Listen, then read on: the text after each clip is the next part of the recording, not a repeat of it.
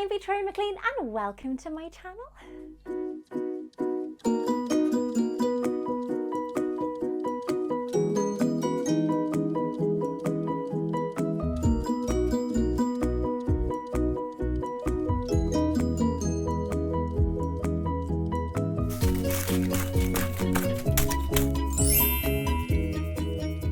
I know I haven't done a video for a little while, I'm still very poorly. Fortunately, makeup does wonders because it's covering up the fact that my face, as you can see there, is really swollen. I have mumps. If you guys don't know what mumps is, I don't know if it's anywhere else in the world, but in the UK it's quite a bad virus that you can get as a child. Unfortunately, adults can get it too. You are given a vaccination against it when you're younger called MMR, which is measles, mumps and rubella. Unfortunately, I don't know if I had it, but it's a bit of a kind of a pandemic situation where when you go to doctors and you tell them that you have mumps, they have to notify Public Health Wales. So Public Health Wales were informed this week. I did a swab on my mouth and sent it back. So I've been off work for a week. I hate it because I feel very weak all the time. However, I've got to say, I really miss doing my videos, so I had to do one. I did my hair, I did my makeup. My husband said, "Oh, you're doing a video today, you?" And I went, "You know what? Yes, I am." So this is a different type of video. Now, as you guys know, I am doing a degree in film and TV, and part of my degree is actually my YouTube channel. But one of the topics that we need to talk about, the one that's actually just gone, I'm late submitting because I've been ill, is about mythology, and they want me to talk about Harry Potter. So I have a few little things I wanted to discuss, which I was absolutely fascinated by, to see the similarities with our own Greek mythology and Harry Potter. So I have got some books to show you, I have got some things to talk about, and I've also got something else I want to show you as well, which arrived in the post today. So while there is an unboxing as well in this, but I really wanted to talk about this mythology because it's fascinating. So if you'd like to see more, then keep on watching. If you would like me to bring Hogwarts to you, then why not subscribe to my channel? Let's get started.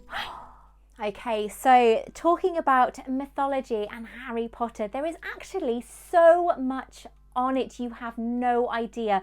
And my first port of call was Harry Potter, A Journey Through a History of Magic, which actually said a hell of a lot.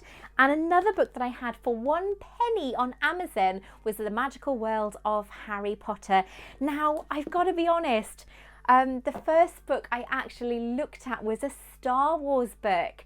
But shockingly enough, this Star Wars book had so many things in it that are very similar to Harry Potter.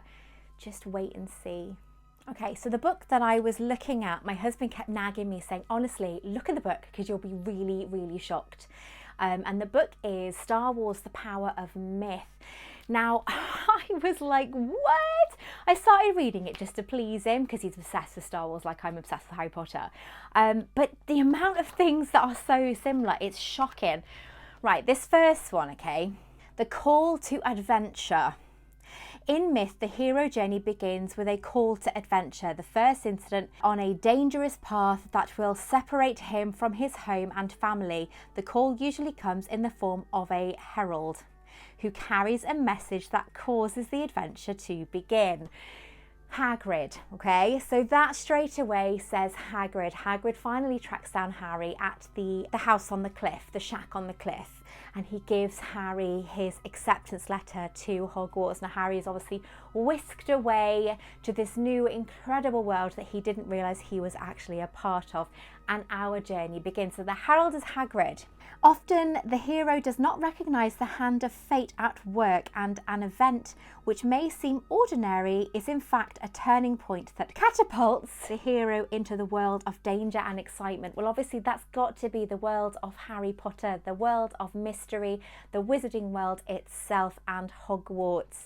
Now, I've written so many different notes to this after looking through this book, but that book was incredible. So you've got the call to adventure, a hero's journey begins with a call to the adventure. It always starts with a messenger. In Harry Potter, it is Hagrid who comes to give Harry his letter telling him he is a wizard and takes him to Hogwarts. Hagrid is the herald who causes the adventure to begin. Now, obviously, you have the amazing start, which is where everything in the film just kicks off for us, the fans. And then in Greek mythology, you have the arrival of the sidekicks, or the ones that help our heroes on their journey, the arrival of Hermione and Ron, the heralds for the quest to begin. So the start of them arriving, meeting Harry for the first time is the indication that the quest has begun. They help Harry discover his true birthright and destiny. So that is just something, it's just so cool. Then you have the wise guide. In myth, you always have the master. In this case, it is Dumbledore, the wise guide who gives Harry the advice and guides him on his path. In mythology, the wise guide is always lost. The hero, in this case Harry Potter, always loses their wise guide, forcing him to develop his own abilities. In Arthurian legends, the magician Merlin tells Arthur of his destiny to unite the kingdom and uses his magic and wisdom to help the young king. Then Merlin vanishes, but invisibly continues to counsel Arthur in times of peril. This could be when Harry asks Dumbledore's portrait for advice. After he passes away, Harry goes and sees Dumbledore's portrait in the office. And then of course you have Snape, who secretly helps Harry, especially when he helps him get the Sword of Gryffindor, the real Sword of Gryffindor. That is at the request of Dumbledore, and Dumbledore makes Snape promise Dumbledore that he will help Harry, and Dumbledore says no one will ever know your true self. So that is fascinating. And then you have Harry, who sees Dumbledore after Harry is killed by Voldemort, or the part of Voldemort that is in Harry gets killed. Harry sees Dumbledore on the tracks of platform 9 3/4, which is kind of like a stopping point for his soul. He could either go on to heaven, or he can be reunited and resurrected with the rest of Hogwarts as he realizes that it's not his time to go. Now, I found this fascinating, but in Harry Potter and the Philosopher's Stone, you have the trapdoor, you have Fluffy, but did you know that Fluffy is actually a real myth? But of course he wasn't called Fluffy, as Hagrid gave him the name for. Fluffy is like Cerberus, who protects the door of hell in Greek mythology. Cerberus, Fluffy, has 3 heads in Harry Potter, but in Greek mythology there is no number of heads mentioned, and if there is, it's either 100 heads, 50 heads, 3 or more. He guarded the entrance of Hades, hell. He is later referred to as having 50 heads, and then later on he has 3 heads. Can you imagine Harry, Ron and Hermione fighting a dog with 100 heads? Although I think it's safe to say Hagrid would love him no matter what. In the Philosopher's Stone, which I find fascinating, is a lot of referencing is this in Philosopher's Stone. You have Fluffy, Cerberus, who is protecting the door to hell. And in the story of hell, instead of having tasks that you have to get through, in the real hell you have levels. So apparently you would have different levels that you had to overcome until you got to, I assume, the door to hell or out of hell or something. I'm not quite sure myself. I'd have to look at that better. Now, after looking into all of these myths, it got me thinking that the end task in Harry Potter and the Philosopher's Stone is like delving into the actual gates of hell. You have the devil, who is seductive, trying to show Harry that he can bring his parents back if he gives him the Philosopher's Stone. You have the flames. You have the seductive look of his parents, who are smiling, and I'm sure they would not appreciate Voldemort trying to trick their child into bringing him back. The black clothes, the flames, the dark depths of Hogwarts underneath the gate of hell, with the protection of Cerberus, Fluffy himself. So this, in its whole sense, was an incredible nod to the depths of hell, the gates of hell. And I love that this is in this, because Harry, even though he has the possibility of having his parents back, he still chooses on the side of good. But in Harry Potter, you have obviously the different tasks, and then he has to get to the last task, which is getting the Philosopher's Stone from the Mirror of Erised, which he manages because the only person who could get it was one who wanted to find it and not used it. As Dumbledore says, "That is one of my more brilliant ideas." Now in Greek mythology, you have a magic talisman. There's always a talisman. As in Buffy the Vampire Slayer, they always say, there's always a talisman. Now in Harry's case, in mythology, the wise guide always gives the hero a magical talisman. In Harry's case, it is his father's invisibility cloak given to him by Dumbledore after Dumbledore used it. In legend, the talisman is the perfect symbol that gives the hero the right to challenge authority, such as sneaking around school at night, breaking into Gringotts and spying on Draco. So I think that there is another nod to our Greek mythology. But what I found fascinating is I was actually talking to one of my other students in my class about this, and she said, is J.K. Rowling telling past traditions, or is she ripping them off? Now, even though, of course, everyone loves J.K. Rowling, she is our queen, all hail J.K. She's kind of got a weird point, because I find it fascinating that all of this has kind of come together and you have so many kind of similarities. But also, on a plus side, there are no stories that work unless they're told correctly, and maybe that is why Harry Potter works so well, because deep down we are recognizing some of these stories, and that is what's making them real for us, because they are similar. We've heard them before somewhere, and that is one of the reasons why I love it, because you can relate to so many things in past history. For example, potions class, it's just chemistry. At the end of the day, it's just chemistry class, but with magic. I mean, come on now, I'd rather get a potions class or Defense Against the Dark Arts than actual chemistry in school, because that would have been way more cool. And transfigurations, I mean, isn't that just biology? It's amazing the similarities that we have in our own world and our own Greek mythology to Harry Potter itself. I mean, the hero is Harry. But what I love about Harry is that everyone asks me, who's your favourite character? My favourite character will always be Harry. I have other favourite characters like Rita Skeeter or Professor Dolores Umbridge, or, you know, I do have my favourite characters. But what I loved about Harry is no matter how much he went through in his world, in his mystical world, in his wizarding world, he still fought for what was right, and that for me is amazing. I mean, in Greek mythology, the hero is always somebody who loves themselves, who ends up being bigger than they are, who ends up kind of feeling like they need to be put on a pedestal. Not always in the case, but sometimes this is the case. But with Harry Potter, he was never, ever like that. He didn't want his attention. He didn't want to be the famous one, the chosen one. He just wanted to be Harry. That's all he wanted. I'm just Harry, he said. But that's what I loved about him, is no matter what happened, he just wanted to be him and fight for what was right. He knew he was going to die in the forest, but he still did it because he wanted to protect the ones he loved. And there are so many similar stories to that you can see in our own history, like, for example, Star Wars and Luke Skywalker. It's just incredible, the similarities that we have. But J.K. Rowling has told our stories that we are so used to and that we've grown up with over the years, but she did it in her own unique way. And I think that is an incredible talent all in its own. I did say, didn't I, that I would be doing an unboxing in this video as well. Now, today arrived an incredible wand, or what I thought was an incredible wand. Last year in the Wizarding World in Florida, they released 2,000 celebratory wands for the park. They were interactive ones, so you could use them to cast spells all over the park. So only 2,000 of them were made. They were absolutely beautiful. I knew about them, but I never thought I'd be able to get one because I didn't think they'd ever come to the UK. And they haven't. I was lucky enough to find a UK seller who has more than one. I'm not sure how many more they've got, but they had more than one. And it arrived today. Now, this is a Wizarding World exclusive. I'm going to go this side because my face is still really swollen and it's like my hair is hiding it, so it's great. Honestly, if you haven't had your MMR jabs, get it, because this is just bleh.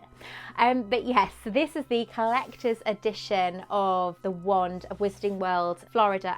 and it is absolutely beautiful. The box is lovely. Now somebody sent me a message on Instagram about an hour ago saying they have actually done this since 2016, but I've only ever heard of one person saying that this one was the one that you could get. Now I love the box. I love that it's really beautiful, and it has down here collector's edition now. I'll put some closer photographs for you so you will see it.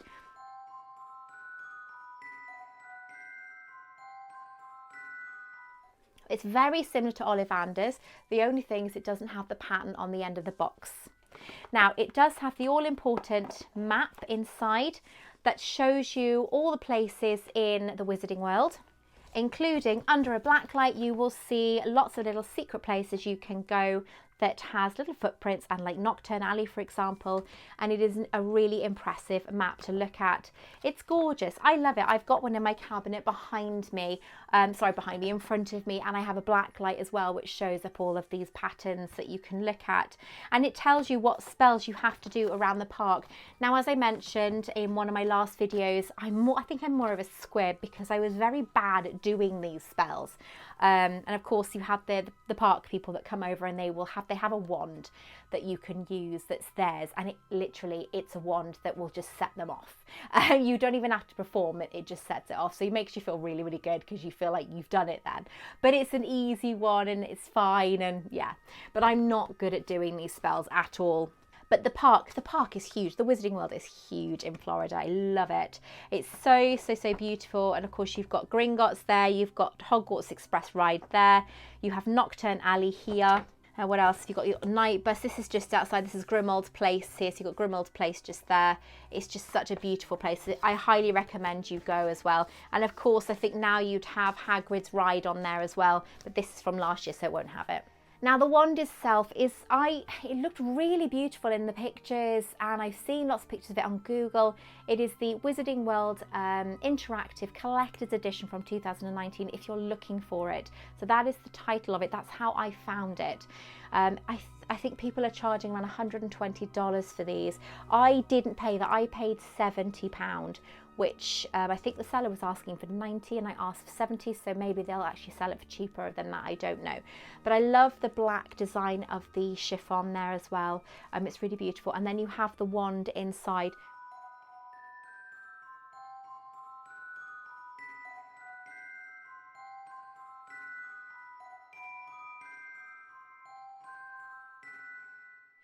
Now when I saw it, it looked beautiful. But do you know what? I'm not actually that fussed. It's incredibly light. It's very light compared to other wands from Noble Collection. Obviously there's a metal rod in this to stop it from snapping. But this is, I think this is Tina Goldstein's. This is very basic, but it's very heavy. And then you have this one that weighs nothing. You have the interactive end there as well. You can just see a little glimmer there. It's really beautiful. But I don't know if I don't think I like it as much as I should do. It's not very, if it was heavier I think I'd like it more. Obviously you've got quite a cool like jewel looking thing at the end there, and you've got all the gold detail. It's gold and black obviously. I thought this was metal, and I'm disappointed to see it's not metal. And you have obviously the all-important Warner Brothers here, which never ever buy anything. If it says it's original or it's official, it should always have the Warner Brothers symbol stamp on it there. So that has the stamp. So it's very nice, but it's not £70 worth, if you know what I mean. Other people might feel differently. I mean, you guys might think that this is worth 70, but for me personally, I don't want to send it back. I don't want to get my money back. I don't want anything like that. I like it, but I don't think it's worth the amount that I paid for it. I think $55, I think that's how much it was in the studio. I think that is correct. I think $55 I would pay, especially when it comes in a beautiful box like it does. But I wouldn't pay £70 for it if that's how much I had to pay in the Wizarding World tour. So yeah, it was a tiny bit of a letdown. So again, if you guys like the wand, which, you know, a lot of you, I mean, I do like it. It's not as wow as I thought it would be. I was expecting it to be very different. But if you guys like it, then definitely go and look for it. It is the Wizarding World Collector's Edition from 2019. Now, somebody said that they're hoping that they do them again this year. Depending on what it looks like, I might not be in a rush to go and get it. I am sure I've seen a silver version, so I could be wrong. There could be a silver one as well. This guy says it was 2016. That's 4 years. That's 4 years. So, well, 3 years of collecting. So 16, 17, 18, no, 19, 4 years. So obviously this might be the 5th year. So I don't know. The only other one I've seen is this one, possibly a silver version as well. I'm not 100% sure. If you guys know of it, then let me know in the comments below, or check out my Instagram page and make sure that you can speak to me on there, because I always reply to people on there. I also run competitions on there, so make sure that you do check. I am currently running a competition where 2 of you could win a Noble Collection wand of your choice. All the details are down below, so make sure you check it out. It's really simple to enter. It is open worldwide and it is free of charge. So you do not want to miss this competition. So make sure you check out all the details below, and good luck. If you would like me to bring Hogwarts to you, then why not subscribe to my channel? If you like this video, then make sure you hit the like button, and also, so you don't miss any more of my videos, hit the notification bell as well. Until next time, take care. I love you all. I'll speak to you very soon. Bye-bye. Make sure that you subscribe to my channel. Press the like button, the notification bell, so you don't miss any more of my videos. Until next time, take care. I love you all. I'll speak to you very soon.